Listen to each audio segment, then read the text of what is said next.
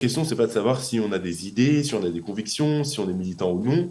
Moi, je pense que c'est une bonne chose. Peu importe les idées, mais on a le droit d'avoir des idées qui sont diverses et variées. La question, c'est de savoir est-ce qu'on a un travail derrière, une forme d'éthique journalistique, un travail de rigueur, un travail de source, ou si c'est juste j'ouvre mon téléphone, je me filme et je dis ce que je pense pour dire ce que je pense sans avoir de source derrière et un travail de fond.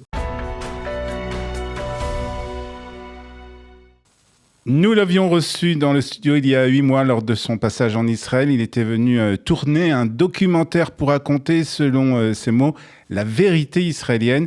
8 mois après, presque le temps d'une grossesse, ce projet voit enfin le jour. Nous sommes, et c'est notre invité ce matin, nous sommes très heureux de l'accueillir. Bonjour Lucas Moulard. Bonjour.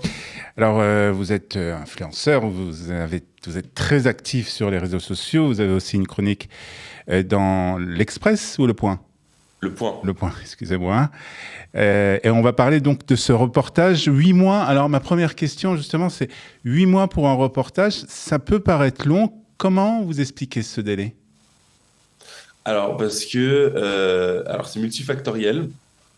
C'est-à-dire que à la base, je ne voulais pas faire, je voulais faire un reportage docu format 52 minutes pour que ça puisse être par exemple diffusé à la télévision ou sur des plateformes. Donc on est parti sur ça. Après, on a décidé de changer. Il y a eu des problèmes de financement pour la production. Il y avait plus de budget. Hmm. Après, c'était un mélange. Au début, De beaucoup de choses. en fait, j'avais une post-prod israélienne. Sauf que la grande partie de la série documentaire est en français ou en anglais, mais ils ne comprenaient pas le français. Du coup, pour filmer et tourner, c'était pas un souci, on pouvait communiquer en anglais, Hmm. mais faire un montage euh, avec des gens qui parlent en français, quand on parle que hébreu ou anglais, c'est compliqué. Ouais. Enfin, tout ça. En Donc, fait, il y a c'était beaucoup un de choses. mélange Hmm. d'organisation, de financement, Ouais. de format du reportage, tout ça. Bon, Et beaucoup de choses ont changé entre-temps. Et après, il y a aussi la vie, parce c'est que je ça. travaille, j'ai d'autres projets qui sont en cours, donc Hmm. forcément, voilà. Donc l'important, c'est que ce reportage voit le jour. Alors, une question aussi sur le format, parce que c'est vrai que vous l'avez dit, vous êtes très actif sur les réseaux sociaux, vous écrivez aussi. Pourquoi avoir ressenti le besoin de passer au format reportage? Format donc beaucoup plus long, en fait. Alors, c'est pas du tout. En gros, ça va être une série documentaire, donc c'est pas vraiment un D'accord. reportage. Donc, en gros, ça va être 5 épisodes entre 20 et 30 minutes. Mhm. Donc, non, c'est pas plus long. C'est juste plus. J'ai Documenté. décidé de faire thématique par thématique. Mhm. Parce que justement, il y avait pas mal d'interviews, il y avait pas mal de matière, et je trouvais ça dommage de le faire en une fois en 50 minutes. Ce qui ne m'aurait pas permis, en fait, euh, de mettre l'intégralité, en tout cas de manière diffuse, une bonne partie de ce que j'avais produit. Et je trouvais ça dommage.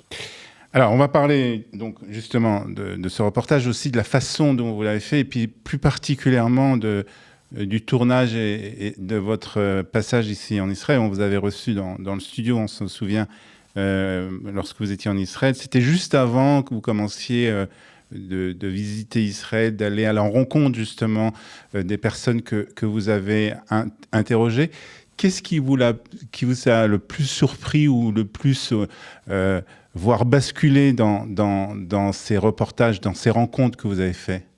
Euh, le plus, c'est une question qu'on me pose souvent, mais c'est trop compliqué. Enfin, euh, quand on voit une survivante du 7 octobre qui raconte une histoire, qui a perdu son compagnon, ou que je vais dans le nord d'Israël et que je parle à une famille druze qui ont perdu leurs enfants, etc. Enfin, il n'y a pas de plus ou de moins. C'est la, c'est l'histoire, c'est la société de manière générale, c'est les différents témoignages euh, que j'ai pu entendre qui m'ont touché. Il n'y en a pas un plus important que l'autre Mhm. ou qui m'a particulièrement plus touché que l'autre.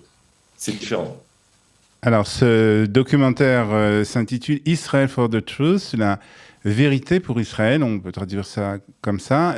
Est-ce que ça veut dire qu'il y a aujourd'hui, et vous le savez peut-être encore plus que nous, une non-vérité qui est dominante aujourd'hui en France, plus particulièrement en Europe aussi, concernant Israël? Une non-vérité, je ne sais pas si je qualifierais ça de la sorte. En tout cas, il y a des discours, et il y a des propos, il y a des pensées qui, je pense, parfois sont fallacieuses. ou qui manquent de nuances et qui manquent d'informations. Je pense aussi, notamment quand on parle du 7 octobre, il y a beaucoup de négations. Et donc, c'est important d'aller sur place et de montrer. Mais comme on a pu le voir, on peut le voir encore aujourd'hui avec la Shoah. Il y a encore des négationnistes, des Mhm. révisionnistes, etc.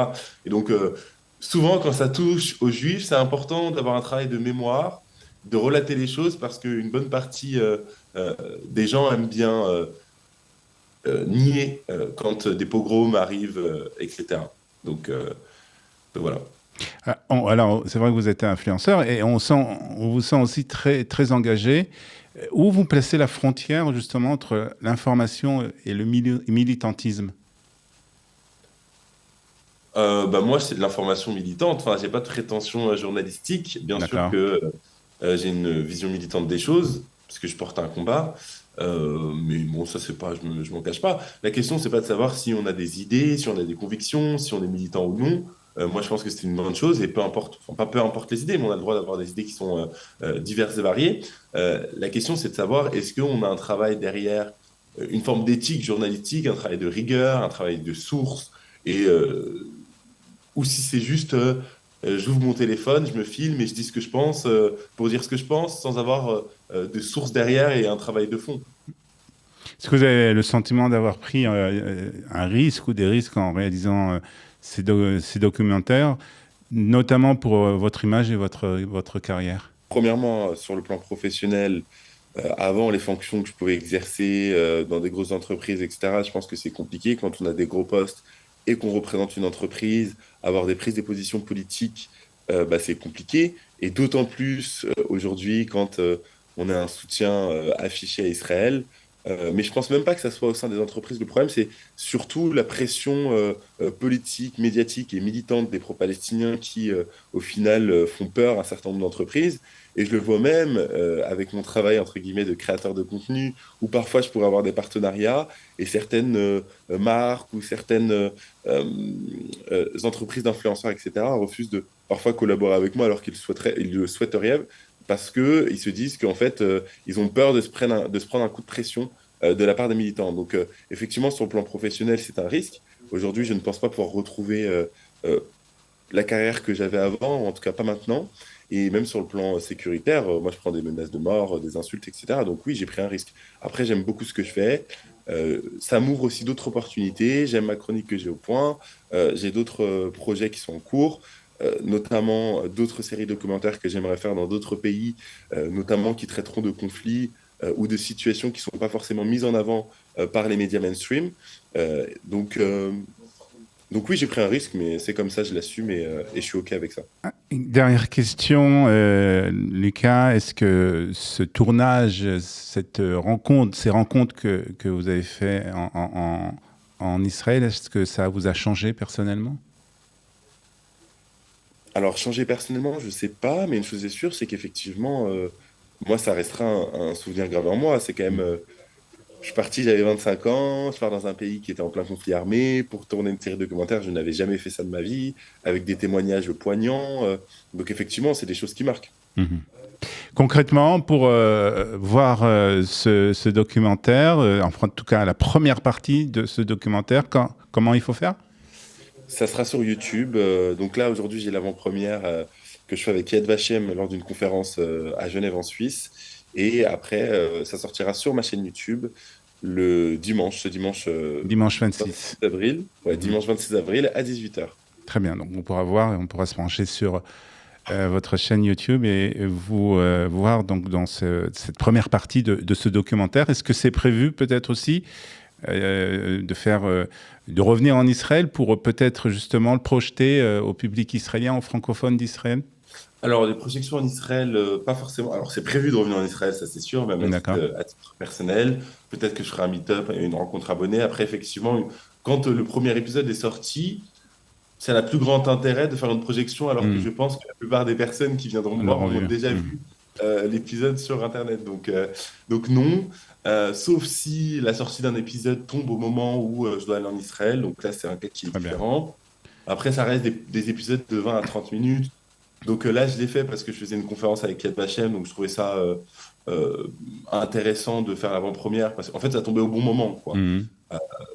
Mais Très c'est bien. pas un film vraiment, c'est plusieurs épisodes assez courts, entre guillemets, donc Très bien. voilà. Très bien. En tout cas, merci beaucoup, Lucas Moulard. On regardera bien sûr avec beaucoup d'intérêt ce dimanche 26 sur votre chaîne YouTube ce premier volet de ce documentaire que vous avez réalisé en Israël. Merci beaucoup d'avoir été avec nous ce matin, Lucas. À bientôt. Merci à vous.